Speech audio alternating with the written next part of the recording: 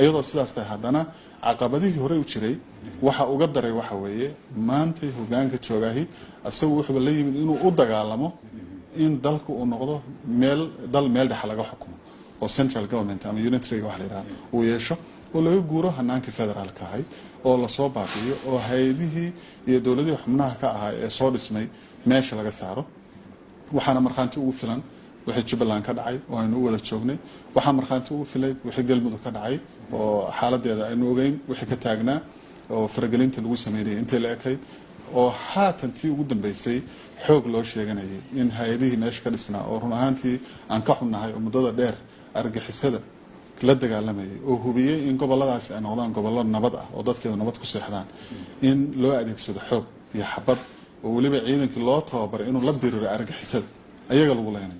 in ciidankii loo tababaray inuu argagixisada la diriro oo dalka ka saaro amnigii sugo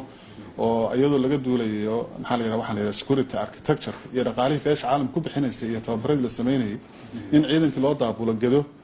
si maamulka Jubbaland lagula dagaalamo meesha looga saaro run ahaantii waa nasiib daro taas ayaana keenaysa oo runtii wax yar oo laga soo qaatay in Puntland maanta tiraado war dalku waxba ka khaldanay aynu dib isugu soo noqono tashano dabadeedna markaas jihaad aynu qaadno arinta Galmudug saddex madaxweyne ayaa la doortay qalalaasi siyaasadeed oo muddo soo jiitamay ayaa ka jiray miyaan la oran karin dawladdu sidan ay xal u aragtay in lagu ururiyo bulshada reer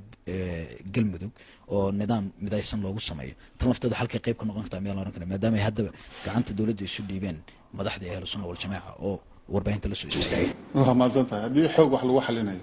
Soomaali hore ugu xalin lahayd rajimkii siyaad baraa isku dayay dadkii caraysnaa ee jamhadii abuurmay inuu xoog ku muqoonay waa u suurtagelay waa la socotaa taas ayaa waxay ka laftay maanta dalkii inuu kala go'o oo qaybo kamid ah ay sheeganayaan inay rabaan inay ka baxaan midnimadii Soomaaliya kuwii ka dambeeyay oo jamhadaha oo isku dayay dalka inay dhinaca kale u dhigaan oo ay xoog ku muqoonayaan oo xoog lagu qabsado baa shaqayn waayay marka haddii xoog shaqaynayo xoog hore u shaqayn lahaa waxaan kaloo rabaa inaan xusno marka laga hadlayo meelaha qaarkood inaynu wada ognahay maanta inaan aysan awood meel ku urursanayn waxaan dareemaysaa dadku in ay ka daaleen colaadii oo daneynayaan dawladnimo iyo dib u heshiisiin maanta dawladda dhexe ee federaalka mas'uuliyiinteeda waxyaalihii sida gaarka looga sugayay waxay ahayd oo mandate-kooda ama laga filayay dhamaystirka dastuurka oo waxyaalaha runtii aadka u taagnaa ahaa oo soo jiitamay waxaa kamid ah dib u heshiisiin qaran in la qabto oo dalka dib u heshiisiin loo sameeyo oo waxyaalihii horey u dhacay oo xoog sheegashadan hadda aynu ka hadlayno horey u raad reebeen dalka Soomaaliya laga xaliyay markii taa la aadi lahaa dastuurkiina haddii meel la iska dhigay